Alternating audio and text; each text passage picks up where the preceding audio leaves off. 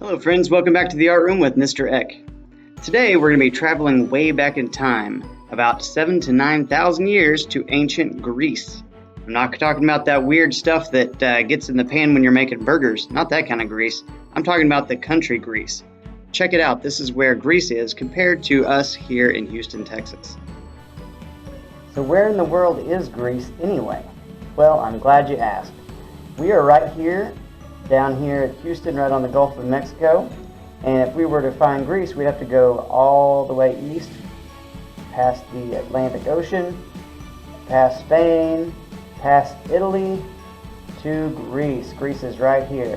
And this is the area of the world that used amphoras. So specifically what we're talking about with ancient Greece is the Greek amphoras. These were some large two-handled vases made of clay, and they would be found in most every Greek household. And the cool thing about them, besides that they could hold water or milk or grain or other foods or beverages, but also because they would be used to show art in the house. So the amphoras would be decorated with a lot of really cool patterns, and right there on the biggest part of the vase would be some kind of a scene showing ancient Greece history, or maybe a famous Greek story that everybody in the household would have been familiar with. So if we were to do an amphora today, then maybe it would have a scene from American history, or maybe a scene from a famous football game, or maybe from a famous movie, maybe with Darth Vader against Luke Skywalker or something like that. So that'd be the same thing for us today as what the ancient Greeks would have seen on their amphoras back then.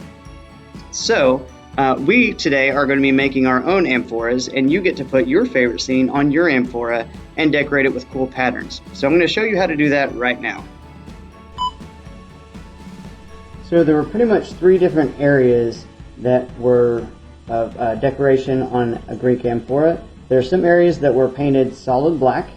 There are some areas that were done with decoration like patterns, and there was the big area right here that would usually show whatever the scene is that was the main focus of the artwork.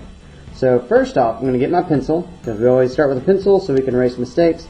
And I'm going to determine which areas are going to be black, which areas are going to have the patterns, and where I want my main area to be exactly.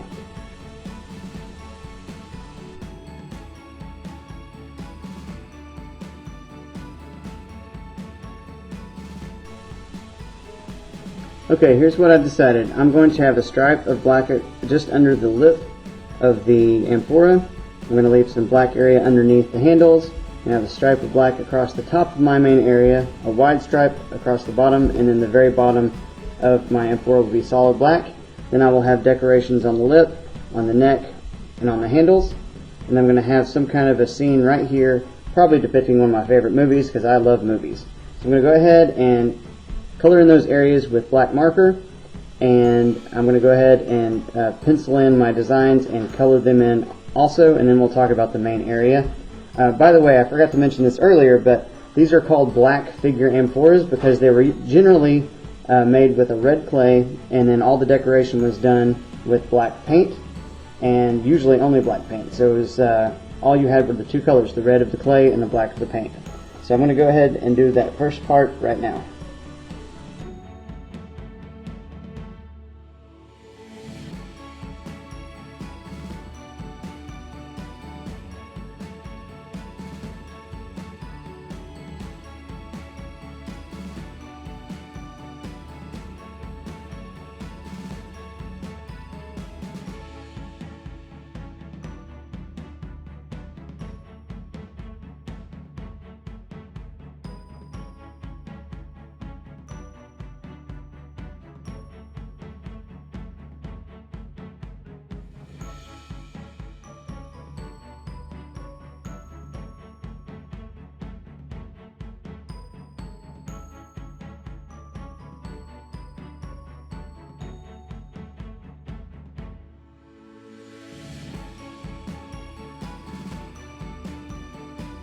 And here is my finished black figure amphora.